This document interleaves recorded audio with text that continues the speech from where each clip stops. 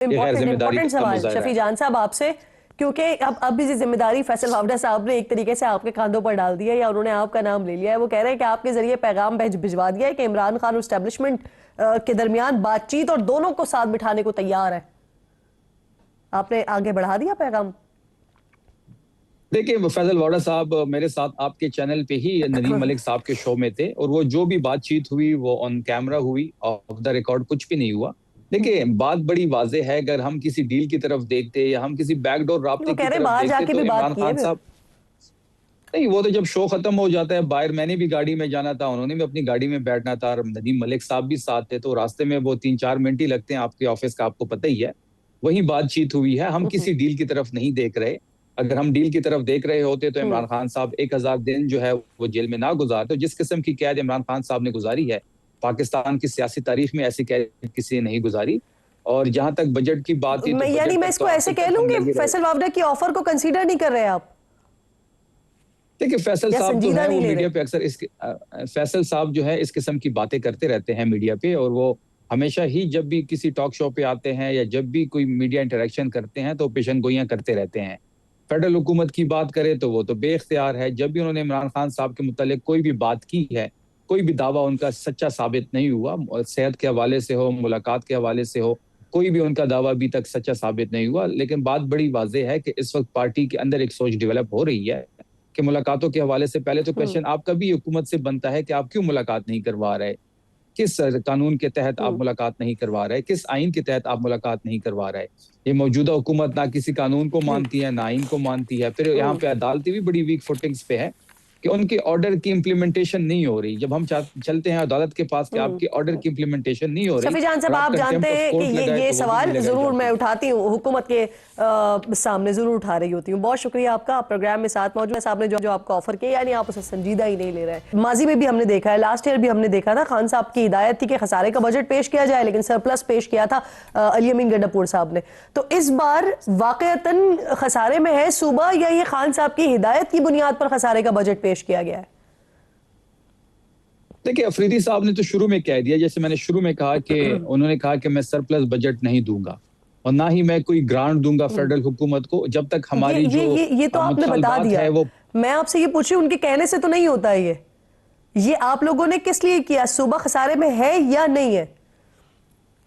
नहीं, सुबह खसारे में तो नहीं है। 48 अरब जो है जो वो हम अपने बचत से ही पूरा करेंगे, और हम कोई कर्जा भी नहीं लेंगे। अगर खसारे में होते तो हम कर्जा लेते, लेकिन हमने, जैसे मैंने कहा कि हमने ना सरप्लस बजट देना था और ना ही कोई फेडरल हुकूमत को हम ग्रांट देंगे जब तक हमारे मुतालबात पूरे नहीं होते। आपने देखा होगा कि मुलाकात ये नहीं करवाते तभी सहूलत इमरान खान साहब को नहीं मिल रही, बहनों की मुलाकात नहीं हो रही, उनकी जो सेहत का इशू है, अल-शफा इंटरनेशनल हॉस्पिटल का हमारा मुतालबा है वो यानी ये पूरा जो नहीं किया खसारे का जा रहा, बजट जब तक है, हमारे मैं इसको ऐसे कह लूँ, ये सिर्फ ये विफाकी हुकूमत की मुखालिफत में खसारे का बजट पेश किया गया है। आप कह सकते हैं इस तरह। सही। अब जो आप ग्रांट की बात कर रहे हैं कि खान साहब की इजाजत से मशरूत है, तो क्या कौमी इक़्तिसादी काउंसिल में यकीन दहानी नहीं करवा दी थी आप लोगों ने ग्रांट के हवाले से? नहीं, हमने कोई यकीन दहानी नहीं करवाई। अगर कोई इसको कोट कर रहा है तो वो गलत बयानी कर रहा है। एनईसी के इजलास में सीएम अफरीदी साहब ने खैबर पख्तूनख्वा को रिप्रेजेंट किया, वहां पे मुजम्मिल असलम साहब भी उनके हमरा थे, और वहां पे हमने बड़ा कैटेगोरिकली ये कहा था कि जब तक इमरान खान साहब से मुलाकात नहीं होती ये फैसला हम नहीं कर सकते। सूबे में इमरान खान साहब की हुकूमत है, अफरीदी साहब ने वहां भी ये अपना स्टैंड जो है बरकरार रखा कि इमरान खान साहब से जब हम मुलाकात करेंगे तब इसके बारे में पूछा जाएगा। ये बहुत बड़ा डिसीजन है। 175 अरब का ग्रांट, जो हमारी कटौती ये कहते हैं 175 अरब का शेयर बनता है, ये इमरान खान साहब से मुलाकात होगी तो उनके सामने ये चीज रखी जाएगी। अगर वो इसके हामी भरते हैं तो बिल्कुल ठीक है, अगर वो इसकी नफी करते हैं तो हम किसी सूरत भी ये कटौती नहीं करेंगे, ये ग्रांट हम फेडरल हुकूमत को नहीं देंगे। अच्छा, जब आपने ग्रांट के हवाले से मशरूत कर दिया इसे कि खान साहब से मुलाकात होगी उसके बाद ही ग्रांट दी जाएगी या उसके बाद ही ये डिसीजन लिया जाएगा, तो इस पर कोई आपसे अभी तक कोई राबता वगैरह हुआ है? मुलाकात की यकीन दहानी वगैरह करवाई गई है? नहीं, कोई राब्ता नहीं हुआ और ना ही हम किसी बैकडोर राब्ते पे यकीन रखते हैं।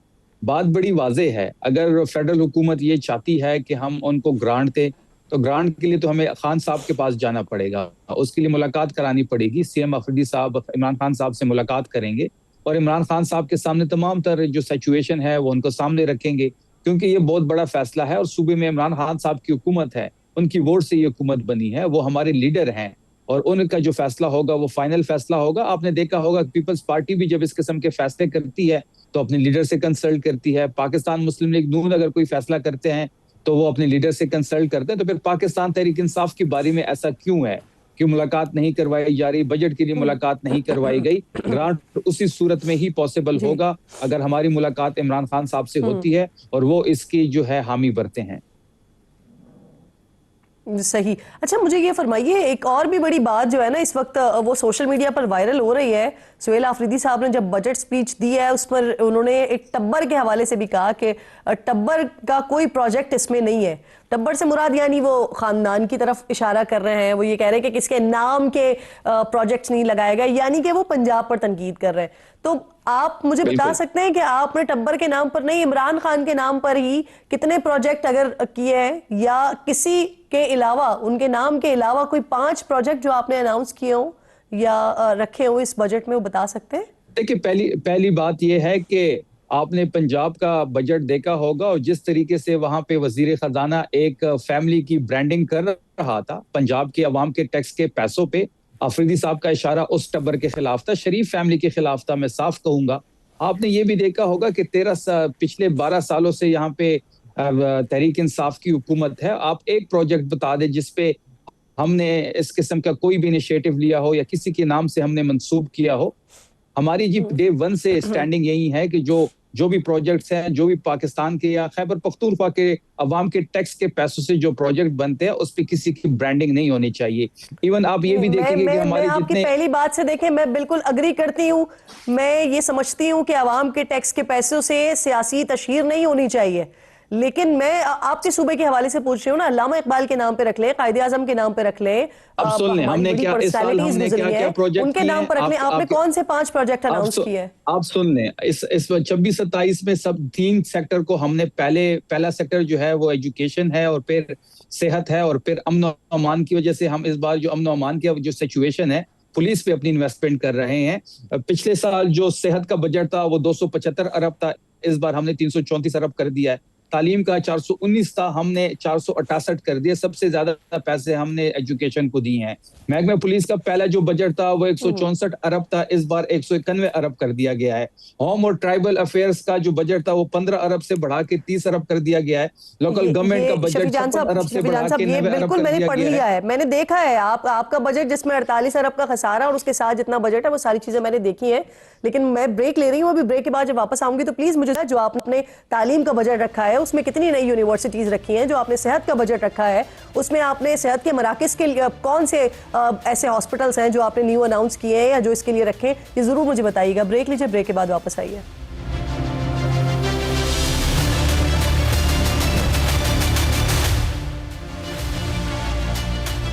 प्रोग्राम एक बार फिर आपको खुशामदीद कहती हूँ। मेरे मुअज़्ज़िज़ मेहमान शफी जान साहब साथ मौजूद है। खैबर पख्तूनख्वा का आज बजट पेश हुआ है, उसी हवाले से प्रोग्राम में गुफ्तगू जारी है। शफी साहब, सवाल छोड़ के गई थी आपसे मैं तालीम के हवाले से, सेहत के हवाले से, जो नए प्रोजेक्ट के लिए जी सेहत कार्ड के लिए 50 अरब रुपए रखे गए हैं।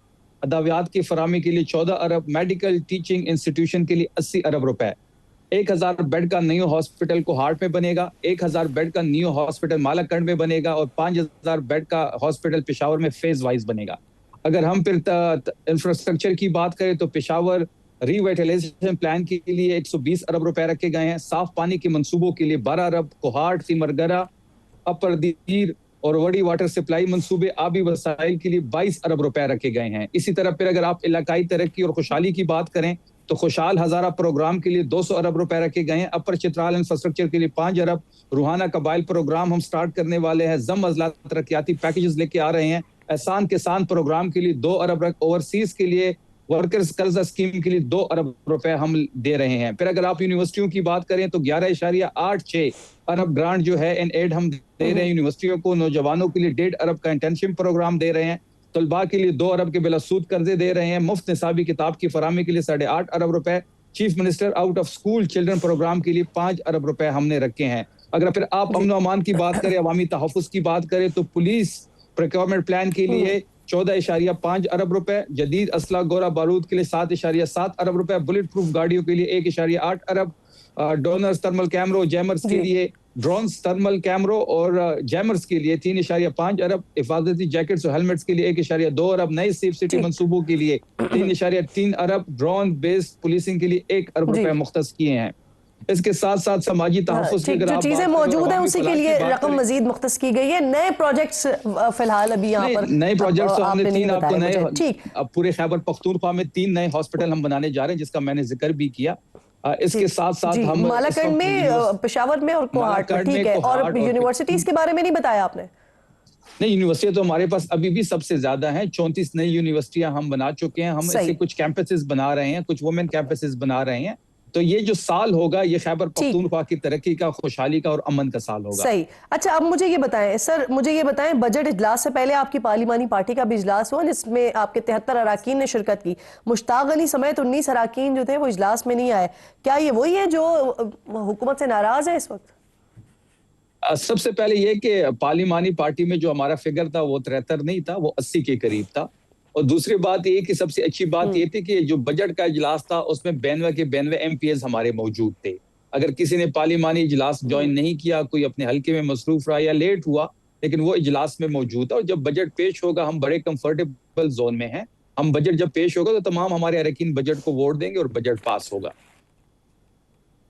अच्छा, आपकी जानिब से मुश्ताक अली समेत नाराज अरकान पर फंड्स और वजारतें ना मिलने के शिकवे का इल्जाम लगाया गया, लेकिन मुश्ताक अली साहब आपके जवाब पे ये कह रहे हैं कि उन्हें अगर वजारतें चाहिए होती तो वो दबाव उस वक्त बढ़ाते जब कैबिनेट महज 8 अरकान पर मुश्तमिल थी। सर देखिए, जो 5 अरकान मीडिया पे आ चुके हैं और उनके खिलाफ पार्टी ने भी एक सर्कुलेशन जारी की है। और जहां तक मुश्ताक गनी साहब की बात है, बड़ा एहतराम है उनके लिए, सीनियर पॉलिटिशियन है।